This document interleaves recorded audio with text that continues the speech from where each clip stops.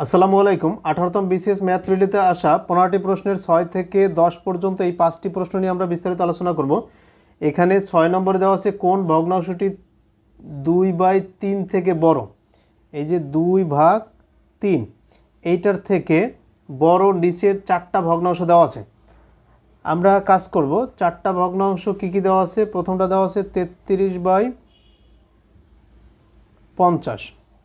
তাহলে এই দুইটা ভগ্নাংশ আমরা আড়াআড়ি গুণ করব। এই 3 দ্বারা 33কে গুণ করলে আসবে 99। আর এই 50 দিয়ে আমরা যদি এটাকে গুণ করি তাহলে এখানে চলে আসবে 100। দেখুন এইখানে 99 বড় না 100 বড়? 100 বড়। যেহেতু এই 100 বড়, তার মানে এই দুইটা ভগ্নাংশের ভিতরে এইটা বড়। কিন্তু আমাদের কোশ্চেন করছে নিচের কোন ভগ্নাংশটি এইটার চাইতে বড়। তাহলে যেহেতু এইটার চাইতে এটা ছোট, তার মানে এটা বাদ হয়ে যাবে। এটার সাথে কম্পেয়ার করলাম। এরপর আমরা 2/3 সাথে কম্পেয়ার করব পরের ভগ্নাংশটা। পরের ভগ্নাংশটা কত? পরের ভগ্নাংশটা হচ্ছে 8/11। 8/11। এখানেও সেমভাবে 3 দ্বারা 8-এর গুণ করলে 3 8 24, 11 দ্বিগুণে 22। যেহেতু এই 24 বড়, তার মানে আমরা বলতে পারবো এই ভগ্নাংশটি বড় কার চাইতে? এর চেয়ে। তাহলে যেহেতু আমাদের বলছে যে নিচের 4টা ভগ্নাংশের মধ্যে এটার চাইতে বড় কোনটা, তাহলে এটার চাইতে আমরা বড় পেয়ে গেলাম এইটা। তার মানে এখানে সঠিক উত্তর হচ্ছে খ। বাকিগুলো আমরা চেক করে নিতে পারি। বাকি যে দুইটা আছে তাও আমরা চেক করে নিতে পারি। কিভাবে? দেখুন 2/3 আর গ নম্বরে দেওয়া আছে 3/5। 3/5। 3 3 এই আড়াআড়িভাবে গুণ করতে হবে। 3 3 9। তা এই আড়াআড়ি এই দিকে গুণ করে আমরা লিখব এই পাশে, আর এই দিকে গুণ করে আমরা লিখব এই পাশে। 5 দুগুণে 10। তাহলে 9 আর 10-এর মধ্যে 10 বড়, তার মানে এই দুইটা ভগ্নাংশের ভিতরে এই ভগ্নাংশটা বড়। তার মানে আমাদের চাইছে এইটার চাইতে কোনটা বড়, তাহলে এটা বড় না। এরপরে পরবর্তী যে ভগ্নাংশটা আছে সেটা হচ্ছে 13/27। তাহলে 3 13 39 আর 27 দ্বিগুণে 54। যেহেতু 39 চেয়ে 54 বড়, তার মানে এই ভগ্নাংশটা বড়। তার মানে আমাদের সঠিক উত্তর পেয়ে গেলাম 8/11। এরকম করে প্রথম থেকে হয়তো বা প্রথমটা করলেই মিলে যেতে পারে, অথবা দ্বিতীয়টা মিলতে পারে, অথবা তৃতীয়টা, অথবা চতুর্থ নাম্বারটা মিলতে পারে। যেটা আসবে এই প্রসেসে যে কোনো দুইটা ভগ্নাংশের ভিতর কম্পেয়ার করা যায়, তুলনা করা যায় যে কোনটা বড় কোনটা ছোট। 7 নম্বরে বলা আছে 3টি মেশিন একটি কাজ যথাক্রমে 4 5 6 ঘন্টা করতে পারে। মানে একটা মেশিন প্রথম মেশিনটা দ্বারা 4 ঘন্টায় সম্পূর্ণ কাজ করতে পারে, দ্বিতীয় মেশিনটা দ্বারা 5 ঘন্টা সম্পূর্ণ কাজ করতে পারে, আর তৃতীয় মেশিনটা দ্বারা 6 ঘন্টায় সম্পূর্ণ কাজ করতে পারে। তাহলে আমরা বলতে পারবো যে এটাই যেহেতু 4 ঘন্টায় সম্পূর্ণ কাজ করে, এর ক্ষমতা অনেক বেশি। কারণ এর লাগে 5 ঘন্টা, এর লাগে 6 ঘন্টা। আমাদের এইখানে কোশ্চেন করছে দুইটি মেশিন সর্বোচ্চ ক্ষমতায় কাজ করে। এখন সর্বোচ্চ ক্ষমতায় কাজ করে, তার মানে প্রথম দুইটা বলতে পারবো। তা এই প্রথম মেশিনটা যেহেতু সম্পূর্ণ কাজ করে 4 ঘন্টায়, সেই 1 ঘন্টায় করে কতটুকু? 4 ভাগের 1 ভাগ, 1/4। ভালো করে বুঝুন। কারণ হচ্ছে প্রথম মেশিনটা দ্বারা 4 ঘন্টায় সম্পূর্ণ কাজ করে, 4 ঘন্টায়। তাহলে 1 ঘন্টায় কতটুকু করে? 4 ভাগের 1 ভাগ। আর দ্বিতীয় মেশিনটা দ্বারা 1 ঘন্টায় করে 1/5। আমরা বের করব 1 ঘন্টায় এই যে সর্বোচ্চ যে ক্ষমতার মেশিন, এই প্রথম দুইটা, সেই দুইটা দ্বারা 1 ঘন্টায় কতটুকু কাজ করা যায়। 4 আর 5-এর লসাগু হবে 20। এইখানে 5 + 4, তাহলে 9/20। তাহলে আমরা বলতে পারবো দুইটি মেশিন সর্বোচ্চ ক্ষমতায় কাজ করে 1 ঘন্টায় কতটুকু কাজ করতে পারবে, সেটা হচ্ছে 20-এর 9 অংশ। সর্বোচ্চ ক্ষমতা এর এবং এর, হ্যাঁ, পর্যায়ক্রমে এর ক্ষমতা সবচেয়ে বেশি, তারপরের। যেহেতু আমাদের সর্বোচ্চ ক্ষমতার দুইটা মেশিনের কথা বলছে, তাহলে আমরা এই দুইটা নিলাম। হ্যাঁ, এই প্রথম মেশিনটা দ্বারা 1 ঘন্টা এতটুকু করে, দ্বিতীয় মেশিনটা দ্বারা 1 ঘন্টা এতটুকু করে। তাহলে দুইটা যদি একসাথে চালু করা হয় তাহলে 1 ঘন্টায় করতে পারবে 20-এর 9 অংশ। এটাই ছিল সঠিক উত্তর। এখানে 8 নম্বরে দেওয়া আছে ঢাকা থেকে টাঙ্গাইলের দূরত্ব 45 মাইল। তাহলে ঢাকাকে ডি দ্বারা চিহ্নিত করলাম, আর এখান থেকে এই পর্যন্ত এই যে 45 মাইল, 45 কত? টাঙ্গাইলের। দেখুন ঢাকা থেকে টাঙ্গাইলের দূরত্ব ধরলাম 45 মাইল। করিম ঘন্টায় 3 মাইল বেগে হাঁটে। এখন করিম আমরা ধরলাম এই দিকে যায়, তাই করিম এখান থেকে যাত্রা শুরু করছে। করিম বেগ হচ্ছে 3, করিম। ওকে, তাহলে করিম এখান থেকে আমরা ধরলাম সে এই পর্যন্ত গেছে, তা এইখান থেকে দূরত্ব কত আমরা জানি না, এটাকে x ধরে নিলাম। আর রহিম এখান থেকে এই দিকে আসছে, তার মানে আমরা বলতে পারবো যে এটার দূরত্ব হচ্ছে এই যে 45 মাইনাস x, এটা ধরে নিলাম, এটা বাংলায় লিখে দিলাম। আচ্ছা, তাহলে এই করিম এখান থেকে যাত্রা শুরু করছে আর রহিম এখান থেকে এই দিকে যাত্রা শুরু করছে, তারা একটা সময় এখানে গিয়ে মুখোমুখি অবস্থান করছে।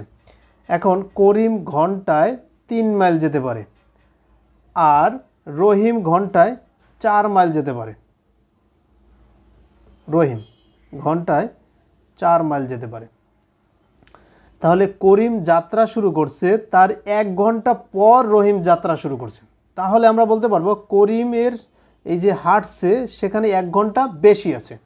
যদি দুইজনে একসাথে রওনা শুরু করতো তাহলে কে বেশি দূরত্ব গেছে কে কম দূরত্ব গেছে সেটা কোনো ডিপেন্ড না, বাট তারা সেম সময় দুজনে মুখোমুখি। কারণ ও সকাল 10টা বাজে রওনা শুরু করবে, ও সকাল 10টা বাজে রওনা শুরু করবে।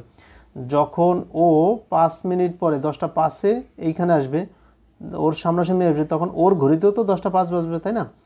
তাহলে আমরা কাজ করতে পারি, যেহেতু ওর সময় 1 ঘন্টা বেশি, তাহলে এর সময়টাকে আমরা টি ধরে নিতে পারি। আর এর সময়টাকে যেহেতু টিটাকে আমরা ঘন্টায় ধরে নিলাম, তাহলে এইটার সময়টাকে আমরা টি প্লাস 1 ধরে নিলাম, যে এখান থেকে ওর যেতে সময় লাগছে 1 ঘন্টা বেশি, যেহেতু 1 ঘন্টা বেশি আসছে আর ও 1 ঘন্টা পর রওনা শুরু করছে। এখন আমরা দুইটা সমীকরণ তৈরি করবো। এখানে দূরত্ব আমরা x ধরে নিলাম, তা x সমান আসবে, এই বেগ হচ্ছে 3, তাই 3 দ্বারা এটারে গুণ হয়ে যাবে।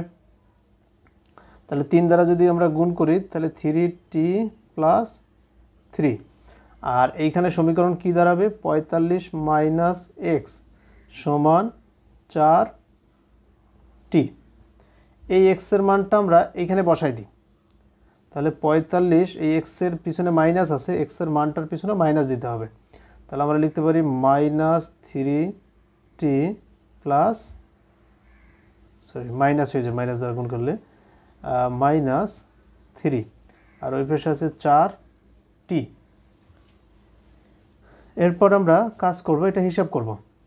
তাহলে এই যে 4t আছে আর মাইনাসের 3t, মাইনাসের 3t ওই পাশে চলে গেলে হয়ে যাবে 70। তাহলে এই পাশে আছে 45 মাইনাস 3 করলে আসবে 42, আর ওই পাশে এই যে 7t, তাহলে 7t সমান 42 হয়, তাহলে t সমান আসবে এই যে 42 ভাগ 7 কত 6। তাহলে আমরা বলতে পারবো যে t এর মান হচ্ছে 6। আমরা এইখানে সমীকরণে যদি t এর মান 6 বসাই তাহলে আমরা বলতে পারবো করিম 7 ঘন্টা হাঁটছিল আর রহিম 6 ঘন্টা হাঁটছিল। এখানে আমাদের কোশ্চেন করছে রহিম কত মাইল হাঁটার পর করিমের সাথে দেখা হলো। হ্যাঁ, রহিমের কথা বলছে, রহিম কত মাইল হাঁটার পর করিমের সাথে দেখা হলো, আমার এই দূরত্ব বের করা লাগবে। তা যেহেতু এখানে টি এর মান বের হয়েছে 6, আমরা যদি এই সমীকরণে টি এর মান 6 বসিয়ে দিই তাহলে x এর মান পেয়ে যাব 6, এটার সাথে বসাই দিলে 3 6 18 আর 3 21, তাহলে x এর মান হচ্ছে 21। এরপর আমরা এখানে 21 বসাই দিই, তাহলে 45 বিয়োগ 21 তাহলে আসবে 24। তার মানে আমরা বলতে পারবো যে এইখানে ওর দূরত্ব হচ্ছে 24 মাইল। সে 24 মাইল যাওয়ার পর করিমের সাথে দেখা হয়েছে। তাহলে রহিমের কত অতিক্রান্ত দূরত্ব কত 24 মাইল, এটাই ছিল সঠিক উত্তর। এখানে 9 নম্বরে দেওয়া আছে পরপর 10টি সংখ্যার প্রথম 5টির যোগফল 560। এখন পরপর 10টি সংখ্যা, পরপর মানে হচ্ছে এখানে স্বাভাবিক সংখ্যাকে নির্দেশ করছে। তাহলে প্রথম সংখ্যাটা যদি x হয় তাহলে পরেরটা কত হবে x প্লাস 1, পরেরটা কত হবে x প্লাস 2, পরেরটা হবে x প্লাস 3, পরেরটা হবে x প্লাস 4।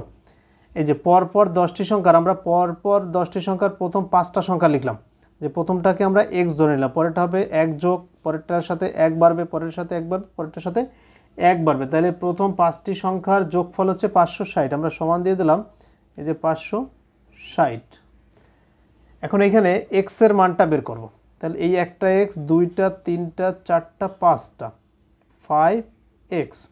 আর সংখ্যা কত আসে? 1 আর 2 3, 3 আর 3 6, 4 10 প্লাস 10, 560। এরপরে 5x সমান 10 এর বেশি গেলে মাইনাস হয়ে যায় 550। তার অতএব x এর মান দাঁড়াবে 5 11 55 110। তার মানে আমরা বলতে পারবো যে এই পরপর 10টি সংখ্যার প্রথম সংখ্যাটি হচ্ছে 110। 5 নম্বর সংখ্যাটা কত? 110 এর সাথে যদি এই আমরা 4 যোগ করে দিই তাহলে কত আসবে? 114 আসবে। তাহলে 5 নম্বর সংখ্যাটা হচ্ছে 114। তা পরপর 10টি সংখ্যার 5 নম্বর সংখ্যাটা 114। তাহলে 6 নম্বরটা কত? 115। 7 নম্বরটা কত? 116। 8 নম্বরটা 117, পরেরটা 118, পরেরটা 119। এই যে যোগ করে দিলাম। তাহলে আমরা প্রথম 5টি সংখ্যার যোগফল তো আমরা পেয়ে জানি যে 560। তাহলে পরবর্তী 5টি সংখ্যার যোগফল কত? এটা আমরা যোগ করে দিই। তা যোগ করে দিলে এই 100 200 300 400 500, 500 তো আসি, ওইখানে দেখি কত আসে।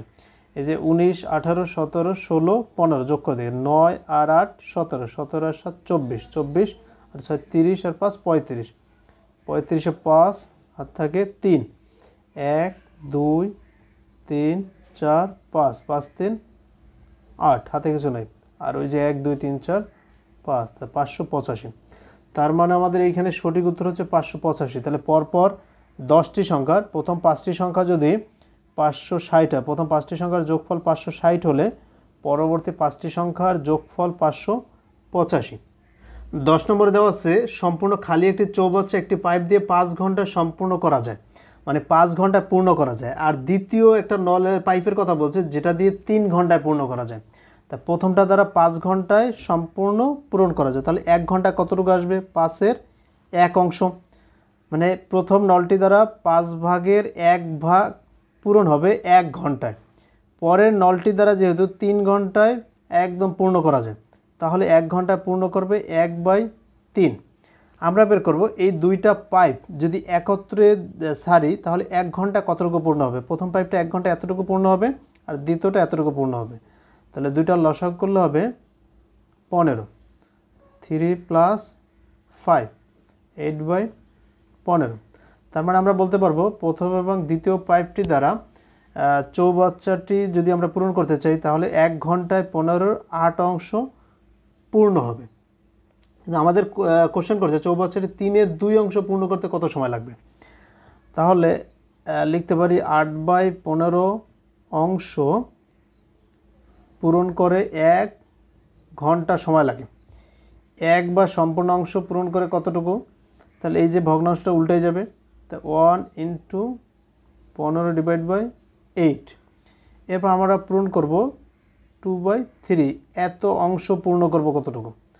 তাহলে এই যে 1 তো 1-এর তো ভ্যালু নেই, তার গুণ দিলে তো 1 থাকবে না। 15/8 ইন্টু এখানে যখন ভগ্নাংশ আসবে এটা উল্টাবে না। ভগ্নাংশ থেকে যখন 1-এ আসবে তখন উল্টাবে, কিন্তু 1 থেকে ভগ্নাংশ লিখলে সেটা উল্টাবে না। তাহলে 2/3, 2 দ্বারা দিলে 4 আর 3 দ্বারা দিলে 5।